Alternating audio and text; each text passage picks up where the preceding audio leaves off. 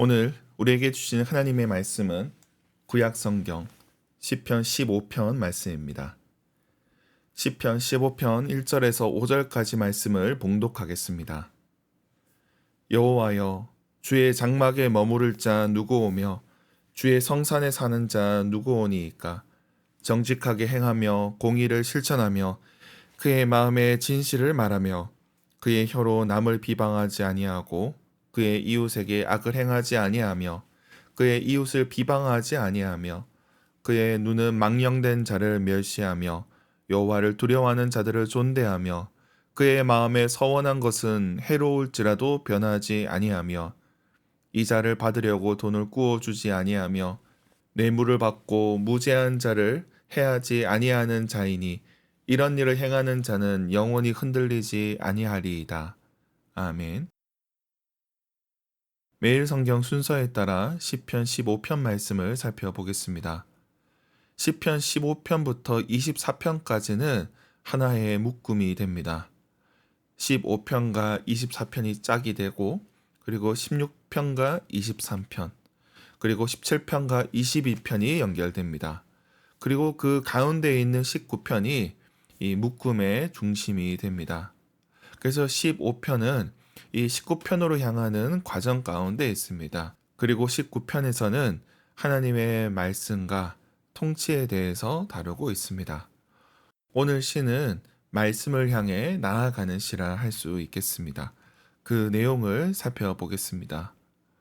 오늘 본문의 서두에는 주의 장막에 머무를 자, 그리고 주의 성산에 사는 자를 묻습니다.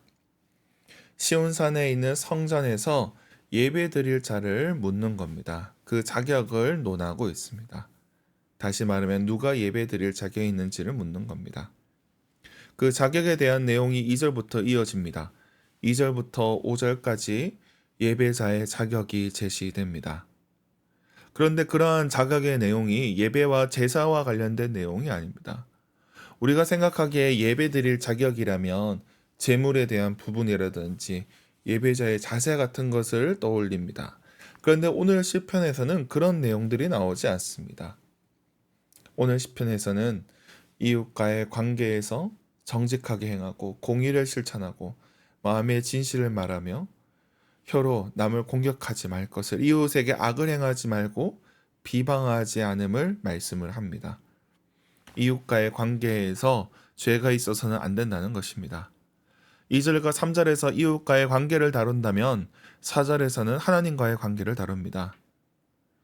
그 마음에 서원한 것을 변개치 아니하는 사람을 제시합니다. 그리고 5절에서는 이자를 위하여서 돈을 꾸어 주거나 또 재판에서 뇌물을 받아서는 안 된다는 것을 이야기를 합니다. 이는 개인적인 관계에서 또 하나님과의 관계로 그리고 공적인 관계로 의를 행하는 자가 주의 장막에 머무를 것이고 주의 성산에 살 수 있다는 것입니다. 이런 말씀은 단순히 마음의 위로나 평안의 문제를 다루는 것이 아닙니다.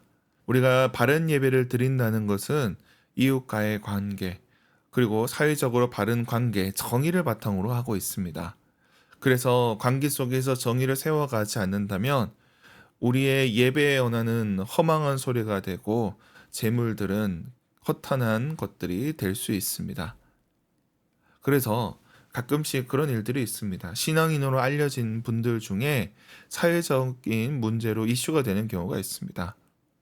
사회적 지위도 있고 또 여러 자리에서 간증을 하던 분인데 때로는 어떤 영역에서 그렇지 못한 것들을 보게 됩니다.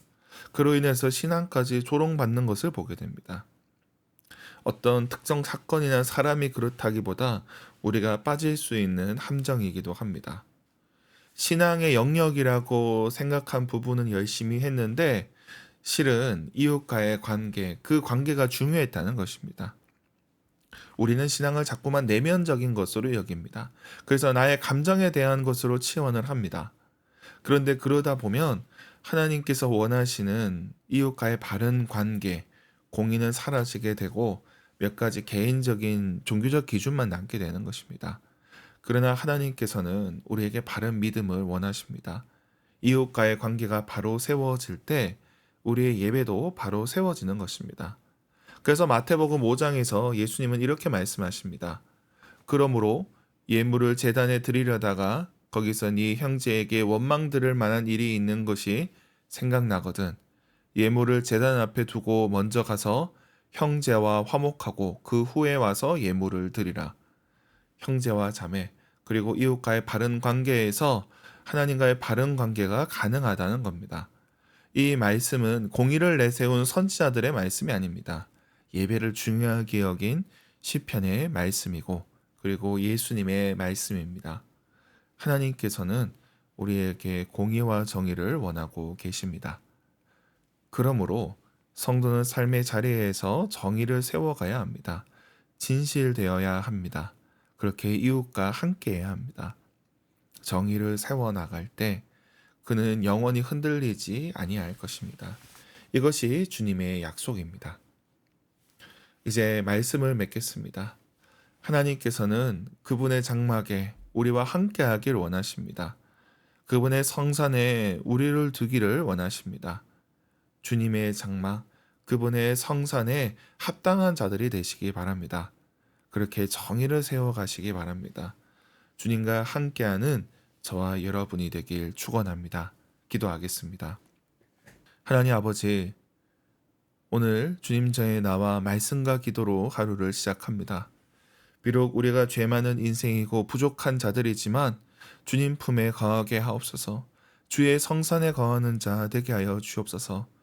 우리의 삶의 자리에서 정의를 세워가기 원합니다. 불의와 거짓을 멀리하게 하시고 정의와 공의를 세워가게 하여 주옵소서. 주의 백성들이 정직한 자로 인정받게 하여 주옵소서. 이 나라, 이 민족에 믿는 자들이 참으로 많이 있습니다. 저들이 다 함께 주님께 예배드리기에 합당한 자들 되게 하여 주옵소서. 이 세상 속에서 주님의 정의를 세워가는 공의의 일꾼들 되게 하여 주옵소서. 또한 장마로 인하여서 많은 비가 내리고 있습니다. 이 비로 인해 어려움 겪는 자 없게 하시고 인명피해가 발생하지 않게 하여 주옵소서. 그리고 이제 오늘부터 청년부 수련회가 시작됩니다. 주님께서 오가는 길 안전하게 지켜주시고 특별히 말씀 전하시는 강사 목사님에게 능력을 더하여 주시옵소서. 우리 청년들이 청년의 때에 창조주 하나님을 만날 수 있게 하여 주시옵소서. 그 구원의 은혜를 누리게 하여 주시옵소서. 또한 우리 자녀들, 초등부 자녀들을 위해서 기도합니다. 저들이 지혜와 키가 자라가며 하나님의 사랑을 받게 하시고 또 저들이 다음 주에 있을 여름 성경학교를 통해서 변화되게 하여 주시옵소서. 저들을 섬기는 전도사님과 교사들에게 주님 은혜를 더하여 주시옵소서.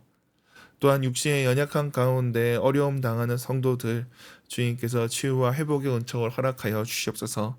태의 열매를 놓고 기다리는 가정들이 있습니다. 주님께서 저들에게 생명을 허락하여 주시옵소서. 경제적인 문제로 어려움 겪는 자들에게 주님께서 채워 주시옵소서. 오늘 하루도 우리의 삶의 자리 가운데 함께하여 주시옵소서. 가정과 직장과 학교에서 우리의 손을 복되게 하여 주시고 그 손으로 감당하는 일에 은혜 더하여 주시옵소서. 감사드리며 예수님의 이름으로 기도드립니다. 아멘.